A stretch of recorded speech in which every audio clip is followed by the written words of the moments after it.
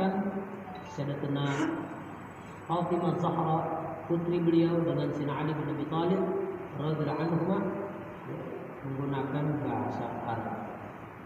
Dan disyaratkan pula pada ijab qabul itu jangan ada pemisah yang lama di antara kata-kata ijab dan qabul. Yang kedua, syarat rukun nikah, rukun nikah az-zawjani, ada dua calon suami dan calon istri. Fayushtaratu fil mar'ati, disyaratkan pada perempuan yang akan menikah, khuluha min nikahin, sunyinya dia dari pernikahan. Artinya perempuan yang akan dinikahi jangan ada hubungan pernikahan dengan laki-laki yang lain. Misalkan dia masih istri orang, nah ini nggak boleh. Kita nikahin yang masih ada terkait hubungan pernikahan yang sah pada laki-laki yang lain, nggak boleh. Ini merampas hak orang. Ini mesti jelas perempuannya tadi syaratnya tidak ada kaitan pernikahan dengan laki-laki yang lain. Wa iddatin, dan perempuannya tadi mesti sunyi dari masa iddah. Artinya kalau perempuan tersebut mau dinikahi, seandainya ada masa iddah bagi dia, misalkan iddah kematian atau iddah cerai, mesti selesaikan masa iddahnya. Masa iddah cerai 3 kali suci. Allah berfirman, wal mutallaqat yatarabbasna bi anfusihinna thalathata quru. Shadaqul azim. Wallahu a'lam bishawab. Perempuan-perempuan yang dicerai oleh suaminya, maka masa iddahnya 3 kali suci. 3 kali suci itu terhitung 3 bulan. Jadi udah lewat masa 3 bulan, baru laki-laki masuk sama dia untuk nikah. Laki-laki lain maksudnya. Atau masa iddah kematian suami. Seorang perempuan, seorang istri ditinggal mati sama suaminya, selesaikan dulu masa iddah dari wafatnya.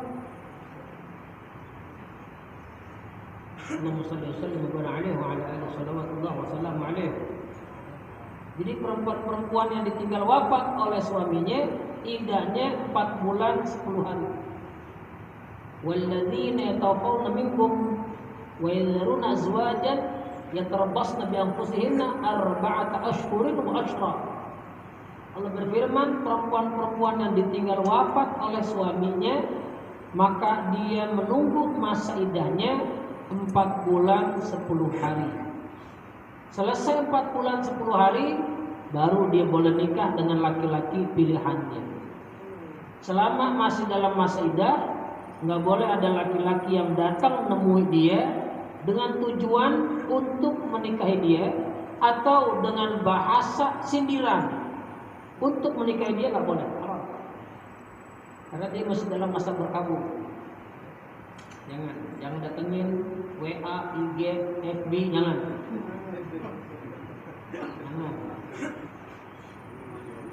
Nggak boleh, jangan. Apalagi pakai iming-iming rumah, motor NMAX. Nggak boleh. Selesaikan masa iddah dia dulu. Dia udah selesai 4 bulan 10 hari, antum boleh datangin.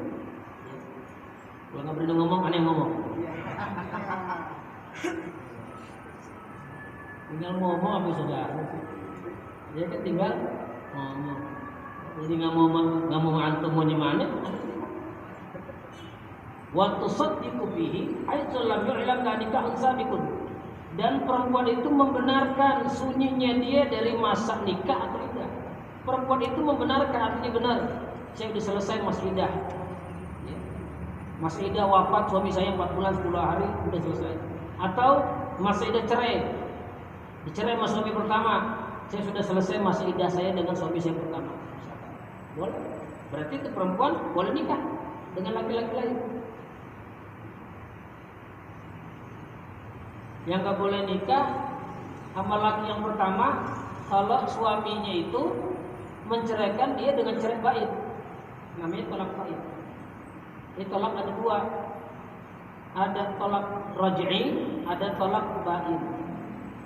Tolak raj'i, seorang suami menceraikan istrinya, tapi masih ada harapan kembali istri.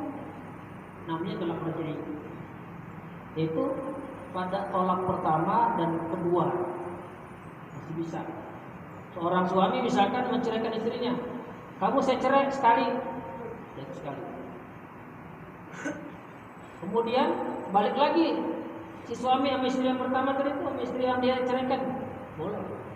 Kalau dia mau balik lagi, belum lewat masa iddah cerai, 3 kali suci, dia cukup datang nemuin istrinya, dia nyatakan saya pengen rujuk sama kamu. Istrinya mengangguk atau menyatakan, iya bang, ini juga lagi nunggu abang, nunggu kemarin nih. Musim dingin nih bang, gak enak sendirian bang. Balik udah jadi. Tapi kalau suaminya balik lagi ke istrinya tadi, udah lewat masa iddahnya, iddah cerainya, maka wajib nikah ulang seperti awal dia nikah. Harus ada walinya dari perempuan tadi, harus ada 2 saksi yang adil, ya, pakai ijab kabul, pakai mas kawin. Kalau si suaminya mau balik lagi, sementara udah selesai masa iddah, itu tolak pertama dan tolak kedua masih boleh. Atau seorang laki-laki menyatakan, udah kamu saya cerai 2 kali misalkan, jatuh 2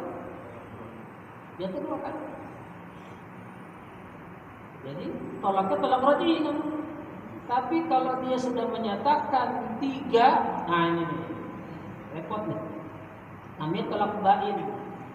Seperti suami menyatakan, kamu saya cerai 3 kali, jatuh. Walaupun sekali ucapan, nggak mengucapkan kamu saya cerai, kamu saya cerai, kamu saya cerai. Tadi kan 3 kali berulang. Ini sekali doang, tapi dengan jumlah 3, jatuh 3. Atau kamu saya cerai 100 kali. Naudzubillah, jatuh 3. Kalau sudah jatuh 3, maka disebut tolak bain.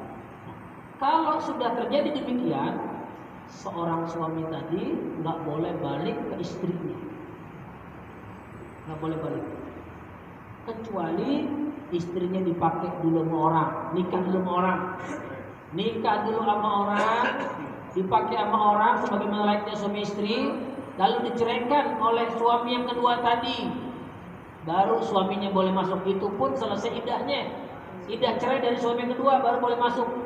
Tapi kalau misalkan tidak boleh, ngapain suami yang kedua nggak menceraikan, ya salah sendiri, nggak boleh direkayasa. Misal ada orang nyerahin istri, ngomong medani, dan ane minta tolong ente ya, ente kawinin bini ane. Ntar abis ente kawinin, ente pakai, ente cerai, nggak boleh. Yang nyuruh dilaknat, yang ngerjain laki-laki yang tadi dilaknat, nggak boleh. Jadi harus murni diceraikan oleh suami yang kedua. Kalau suami yang kedua nggak menyerai, enak aja loh. Gue dapet ini nih, bangkok nih. Salah sendiri. Bisa. Nah ini nih tolak bain, jadi hati-hati ngomong cerai, jangan sembarangan.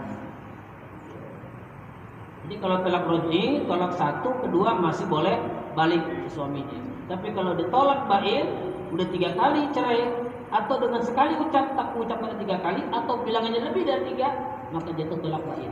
Suaminya tidak boleh balik lagi ke istrinya, kecuali istri nikah dulu sama orang lain, lalu diceraikan oleh suami yang kedua.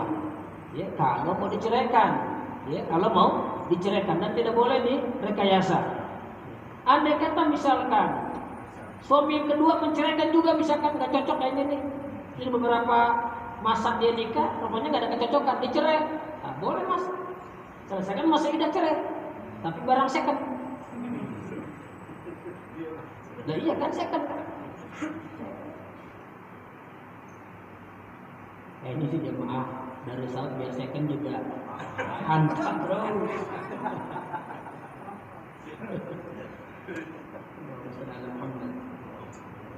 Kita lanjutin. Haitsu lam yu'lam laha nikahun sabiqun. Sekira tidak diketahui bahwa perempuan itu ada nikah lagi. Nikah lagi. Jadi kalau misalkan perempuan tadi yang mau dinikahin nggak kedengeran bahwa dia nikah lagi sama laki-laki lain, berarti dia sunyi, nggak punya pasangan, boleh kita datang untuk nikahin dia. Awid da'at mauta zaujin ghairi muayyanin, atau si perempuan tadi mengaku kematian suaminya yang tidak ditentukan namanya. Perempuan tadi bilang sama laki-laki yang senang sama dia, saya dulu punya suami, cuman suami saya udah mati. Dia nggak nyebutin si Dani kah, si Pepen kah, nggak nyebutin, si Imran kah, dia kagak nyebutin pokoknya. Dia cuma bilang sama laki-laki yang senang sama dia, suami saya udah meninggal. Dia nggak nyebutin. Au talaqahu, atau si perempuan tadi dia tadi mengaku sudah dicerai sama suaminya dan sudah selesai masa iddah cerainya. Berarti boleh laki-laki datang untuk menikahin dia. Wa illam yu'lam laha dzalik fala. Jikalau perempuan tadi yang mau dinikahi oleh laki-laki tadi ya, diketahui bahwa dia masih ada kaitan dengan laki-laki lain, atau bahwa perempuan tadi ternyata belum dicerai oleh laki-laki yang lain, maka nggak boleh dinikahi itu perempuan. Haram nikahin dan tidak sah pernikahan. Wa fi zawji ilmuhu bihalliha lahu, dan disyaratkan pula pada suaminya tadi ilmuhu, mengetahuinya itu suami tadi, si laki-laki tadi yang mau nikahin perempuan, bihalliha, dengan kehalalannya perempuan tadi, lahu, bagi dia. Artinya kalau laki-laki pengen nikahin perempuan, ini laki-laki tahu bahwa perempuan ini halal dia nikahi. Jadi jangan sampai menikahi perempuan yang perempuan tadi haram dia nikahi. Mana haram? Seperti satu susuan. Ada seorang laki-laki senang sama perempuan. Setelah diselidik-selidik, ternyata nih perempuan satu susu. Ini laki atau nih perempuan punya ibu. Ya. Dulu pernah nyusuin mereka. Mana kira-kira? A sama si B misalkan. Si A perempuan, si B laki misalkan. Mereka nih nggak tahu kalau dulu masa kecilnya satu susu satu ibu. Paham ya? Seseorang anak dianggap satu susuan. Yang pertama, anaknya belum lewat usia 2 tahun. Yang kedua, 5 kali kenyotan susu dan kenyang. Jadi 5 kali kenyotan, saya contohin,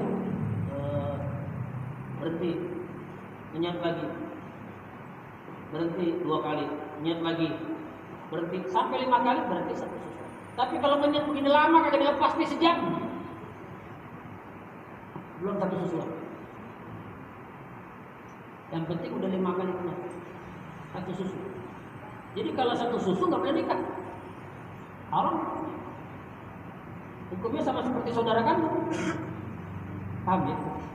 Jadi laki-laki tadi kalau mau nikah lihat dulu di status perempuan, mesti ketahuan keturunannya dari mana. Jangan sampai pas mau nikah baru tahu, ya satu susu. Atau setelah mau nikah baru tahu, ya Allah adik kandung saya rupanya nih. Lama nggak ketemu, rupanya dari kecil terpisah mereka. Orang tuanya pernah bilang aku punya adik perempuan, cuma entah kemana, nggak tahu juntrungannya. Ternyata setelah lama mereka sudah sama-sama dewasa, ketemu, timbul senang, pengen nikah. Setelah tahu, diselidiki ternyata satu bapak satu ibu nggak boleh. Nggak sah menikah. Berarti kan haram kalau menikah. Allah nyatakan haram alaikum ummahatukum wa banatukum wa banatul akh wa banatul ukht. Allah berfirman diharamkan bagi kalian ibu kalian.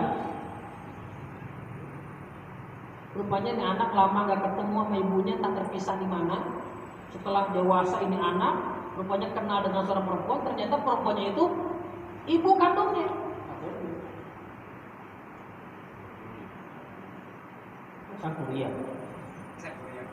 Sampurian. Dalam sampurian yang gitu ya. Nah, suasana. Jadi harus jelas. Status perempuan tadi harus jelas.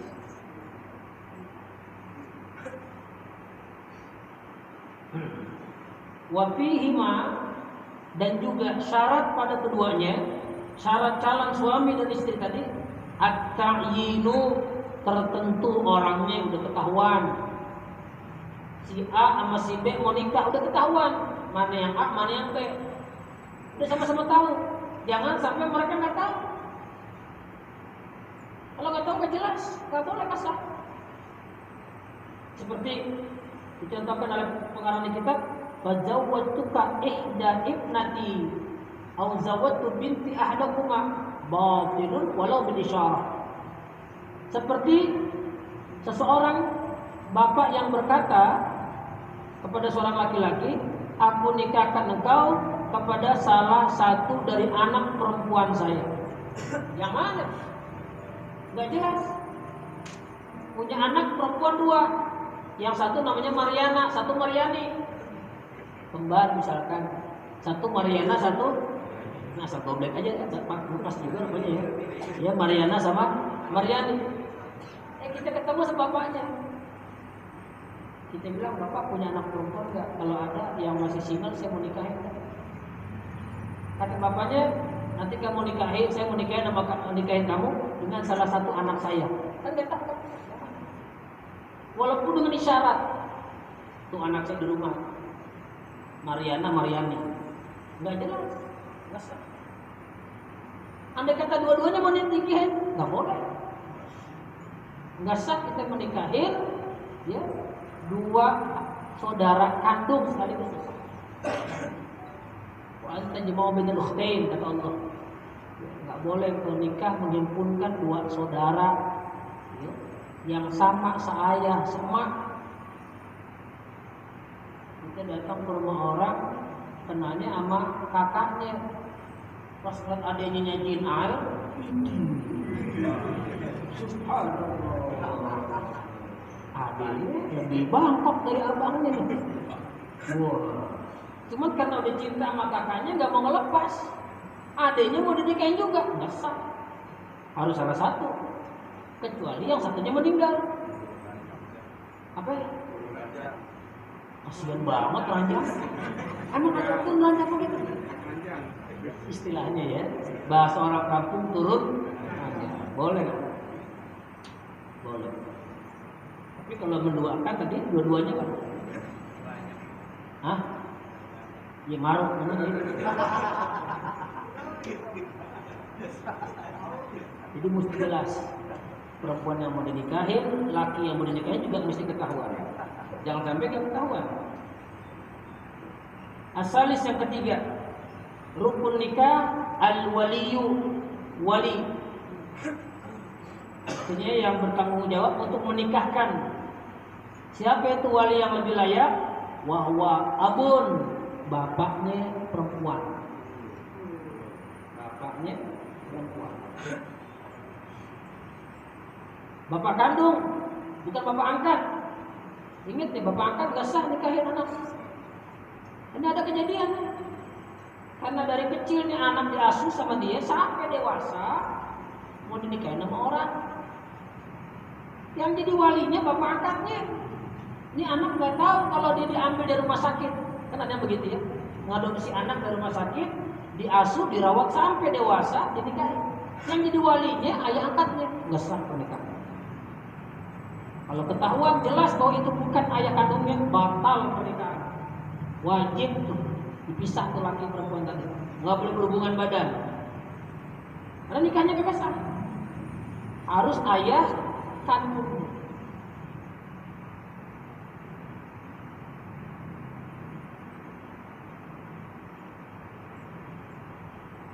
Summa kemudian, kalau ayah kandungnya nggak ada, dalam caranya inda adamil ab hissan aw syar'an, Ketika ketiadaan ayah kandung dari perempuan tadi, ketiadaannya baik hissi atau syar'i. Hissi seperti misalkan mati bapaknya meninggal, boleh kakek dari bapak, ya. Ayahnya bapak kita, apa nih? Boleh jadi wali. Atau ketiadaan bapak tadi karena syarak. Apa syarak?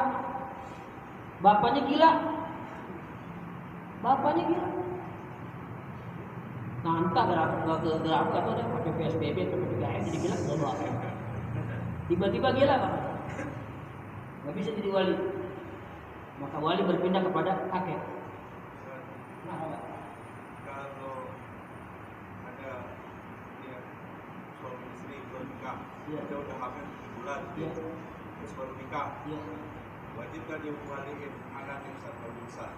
Ya. Soal masalah.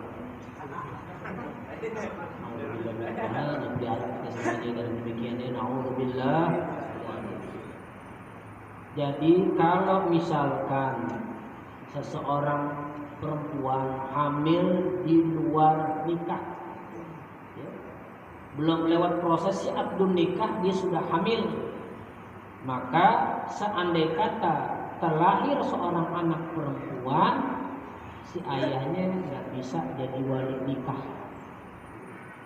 Siapa wali nikahnya? Hakim. Karena prosesnya tadi bukan proses yang sah menurut syariat. Proses yang mengandung dosa besar, zina. Allah berfirman dalam Al-Quran, "Wala taqrabuz zina, innahu kana fahisyatan wa sa'a sabila."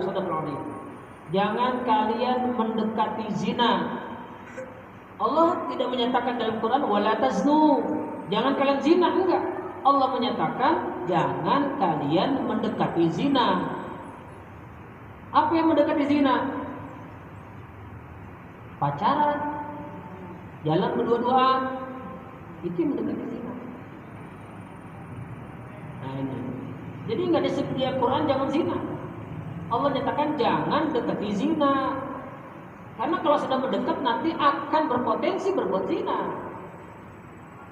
Na'udzubillah. Jelas ya? Jadi kalau terlahir anak yang perempuan, ya, sang ayah tadi nggak bisa jadi wali dalam pernikahan. Kasihan. Makanya diajarkan kita oleh Nabi Sallallahu Alaihi Wasallam, kalau anak habis lahir, setelah dibacakan azan dan qomat, azan di kuping kanan, qomat di kuping kiri, lalu bacakan surat Al-Qadar 3 kali di kupingnya atau di ulu-ulunya.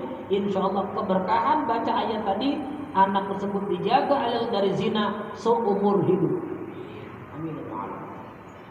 Baca surat Al-Qadar, inna anzalnahu fi lailatul qadar sampai selesai, dibaca 3 kali. Pada anak bayi tadi, anak bayi kalau dikawalkan kayak begini udah gak bisa. Lagi lain ditelan. Itu anak yang baik itu baca yang dinazar.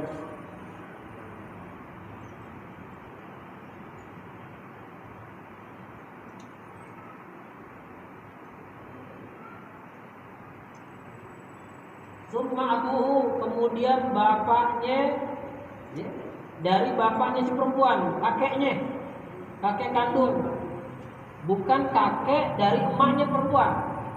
Paham ya? Bukan kakek dari emaknya perempuan, tapi kakek dari bapaknya perempuan. Fayuzawwijani, maka boleh keduanya tadi, seorang bapak atau kakek dari perempuan itu menikahi bikron, seorang perawan, au sayyiban bila watin, atau menikahkan anaknya yang janda, yang jandanya tadi belum diwati, atau belum diwati, belum didukhul, belum disuntik kehormatannya. Seperti kaman zalat baqaratuhu binahwi asbu'in, seperti hilang keperawanannya dengan sebab mainin jari. Ini ada perempuan lagi timbul rangsangan mainin jari, dimasukin ke gawang dia tuh sampai hilang keperawanannya. Itu hukumnya juga janda. Wah, ini hati nih urusannya. Makanya disuruh Nabi kepada sahabat-sahabat beliau yang masih muda, ya ma'syarasy syabab, man istata'a minkumul ba'ah falyatazawwaj fa innahu aghaddu lil basar wa ahsanu lil farj fa in lam yastati' fa 'alaikum bisyam fa innahu lahu wija atau kama qala Nabi sallallahu alaihi wasallam. Hei sekalian pemuda, kata Rasulullah, siapa di antara kalian yang punya kemampuan untuk nikah, maka hendaklah nikah. Kenapa?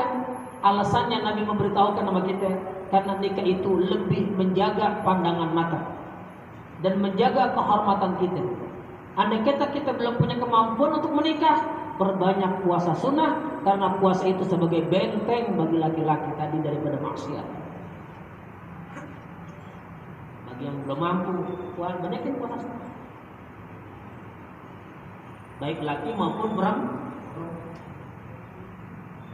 Ini kan ulama bilang begini, bisa terjadi seorang perempuan ya, setelah dia mainin kemaluannya dengan masukin jaringnya ya, maka hilang keperawanan, maka hukumnya dia sayang, hukumnya janda.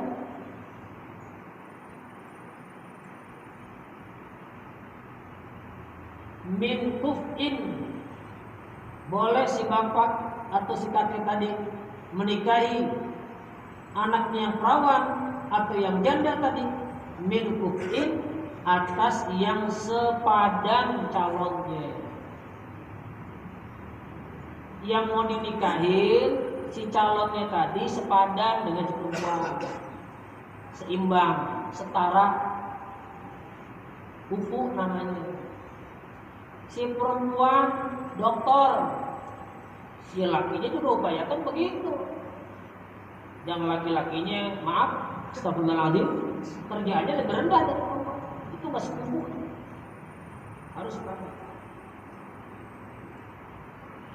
Jadi mesti lihat juga calonnya. Bukan berarti Islam itu mengajarkan kita pengen terlihat nuansa orang kaya, orang besar, mulia, enggak. Karena tidak menutup kemungkinan nanti di dalam mengarungi bahtera rumah tangga, saat timbul amarah bisa merendahkan. Kalau mah gue nikah cuma modal kolor doang, bisa nggak begitu? Bisa. Sebab perempuan kalau dia marah, yang diomongin di luar akal,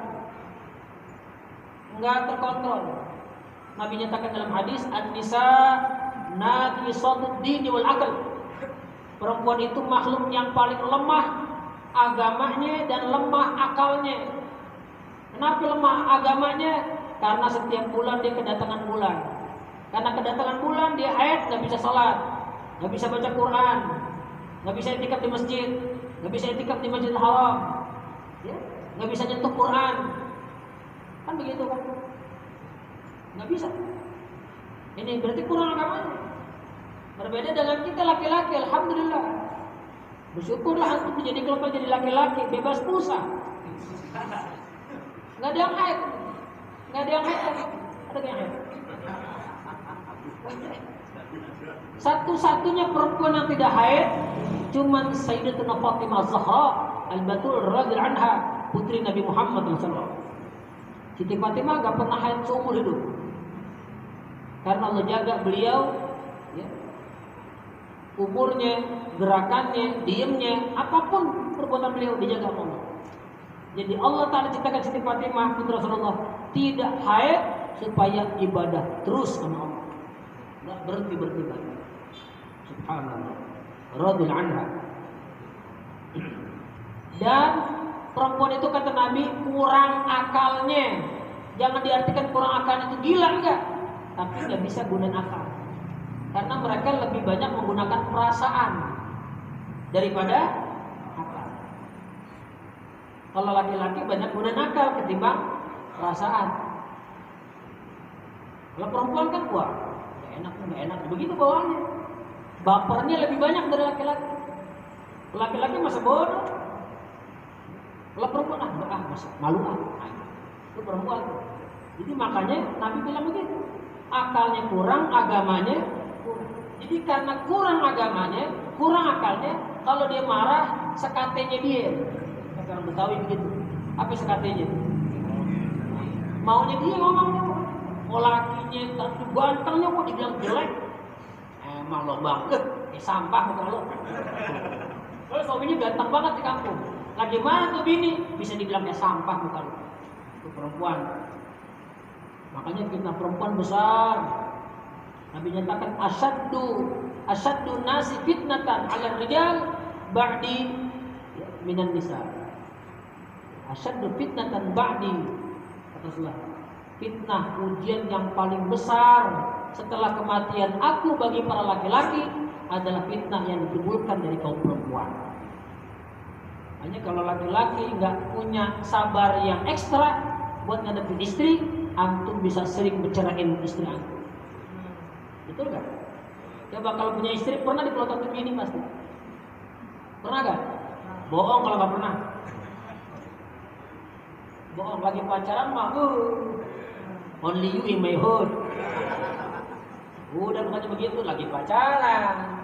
Coba udah suami istri menjalani bahtera rumah tangga 2 tahun, 3 tahun, beda lagi ntar. Beda lagi. Kalau nggak percaya, nikah 2 tahun. Jadi nanti nggak komplain omongan kita. Ya udah, ngerasain nah udah. Pasti pernah dimarahin. Tapi kalau sabar, suami yang sabar, derajatnya naik di sisi Allah. Itu di Yaman ada seorang waliullah, ulama besar, seorang waliullah dari kalangan masyayikh, bukan habaib, dapat derajat tinggi di sisi Allah karena sabar menerima ujian dari istrinya. Istrinya marahnya luar biasa kalau marah. Tapi beliau sabar, diantepin ke bini, kagak dilayani. Subhanallah, tabarakallah. Maka pernah suatu ketika terjadi di dalam sejarah Islam, seorang sahabat ingin mengadukan hal istrinya kepada sahabat Nabi Sayyidina Umar bin Khattab radhiyallahu anhu. Dia pengen ngadukan ya, tentang istri dia yang kalau dimarah, macam-macam. Pokoknya kasar. Ngomong apa aja sekalian itu. Dia nggak tahan mau lapor sama Sayyidina Umar bin Khattab radhiyallahu anhu. Sampai depan rumah Sayyidina Khattab radhiyallahu anhu, rupanya Sayyidina Umar lagi dimarahin sama bininya. Sama dong kalau gitu. Sama kalau gitu. Kita juga lagi dimarahin sama bini, Sayyidina Umar juga sama kalau gitu. Aku langat kejadian. Sama. Pas baru berapa langkah Sayyidina Umar pulang. Dia pulang, ta'al sini. Ada apa? Kau mau ketemu aku? Amin binin. Aku mau silaturahmi, mau ketemu kau, mau cari solusi dari kau. Kenapa? Saya mau minta solusi dari kau. Istri aku nih orangnya pemarah, galak. Kalau udah marah, semua kata-kata yang tidak layak diucapkan sama dia. Terus ini saya pengen cari solusi dari antum, bagaimana caranya? Tapi antum sendiri dimarahin sama istri antum. Ya, kita sama dong kalau gitu iramanya. Senyum Sayyidina Khattab. Apa kata Sayyidina Khattab radhiyallahu anhu? Aku sabar menerima ujian dari Allah, dan istriku nyiapin makanan, istriku ngurus aku, ngurus anak-anakku, memberikan kenikmatan buat aku, menyiapkan segalanya fasilitas buat aku. Jadi aku sabar. Karena yang demikian itu nggak lama, nggak lama. Berapa lama sih marahnya dia? Kasih warna merah dia. Betul gak? Pernah praktekin kan? Selebar aja masih banyak. Awalnya kagak mau. Nggak usah bang, ngapain bang? Saya nggak perlu ini bang.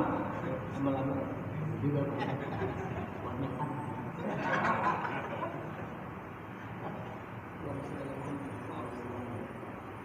Jadi inilah adanya hukum seimbang. Makanya kenapa kita nggak boleh nikah dengan syarifah? Karena nggak seimbang. Dia durian Nabi, kita bukan durian Nabi. Nggak layak, nggak pantas. Emak sendiri dinikahin, nggak pantas. Kan istri-istri Nabi itu, keturunan Nabi yang perempuan disebutnya ummahatul mukminin, ibu dari orang beriman. Kalau dia ibu kita nikahin. Apa kira-kira? Nyambung ya? Jangan. Hatta antum senangnya kayak gimana sama tuh syarifah, jangan nikah sama dia. Udah banyak kejadian laki-laki yang ahwal nikah sama syarifah diuji macam-macam hidup.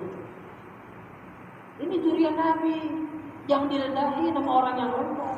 Mesti seirama. Yang sepadan dengan mereka siapa? Ya Sayyid, ya Habib, Syarif.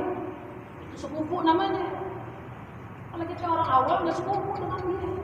Sekalipun cinta, itu yang Syarifah cinta sama kita cinta sama Syarifah. Upayakan jangan. Nah ini banyak kejadian.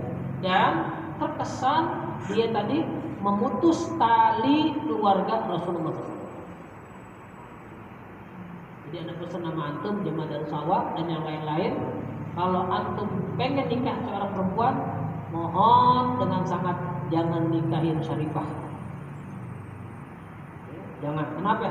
Kita suul adab menabi, kurang ajar kita menabi. Keluarga Nabi kita pengen putusin keturunan Nabi. Sebab nanti kalau syarifah tadi jadi istri kita, punya anak, mau laki ke, mau perempuan kan anak, binnya kemana? Binnya ke siapa? Ke bapaknya, bukan ke emaknya. Putus kan? Putus. Jangan. Itu bikin sedih Rasulullah. Ya dulu kita pernah kenal sama syarifah lagi di pesantren. Ada keinginan ingin mendekati gitu ya. Jadi curhat gitu. Tapi setelah dengar dari keterangan guru, jangan berusaha dan berabe di tengah jalan. Nah, alhamdulillah nggak jadi. Kalau jadi repot.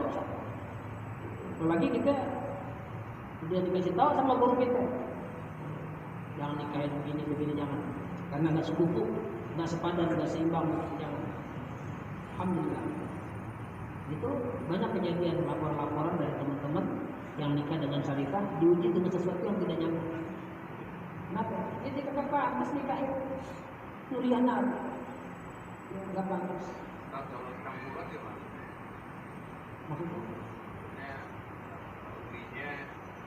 Uminya syarifah, bapaknya bukan punya anak. Itu nggak ada kenapa, silakan. Ini kalau yang semata-mata nih si perempuan yang bakal kita nikahin syarifah nih. Jangan.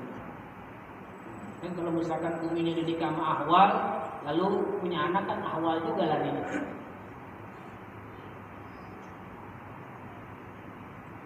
Yang berikutnya musirin bimahril misli mutlaqan bi ghairi istihad wallahu a'lam bishawab. Wa ilmu anahu ahkam wa la ilma lana illa ma 'allam. Maaf sekali lagi ya, sedikit dulu ya. Kita mau ada acara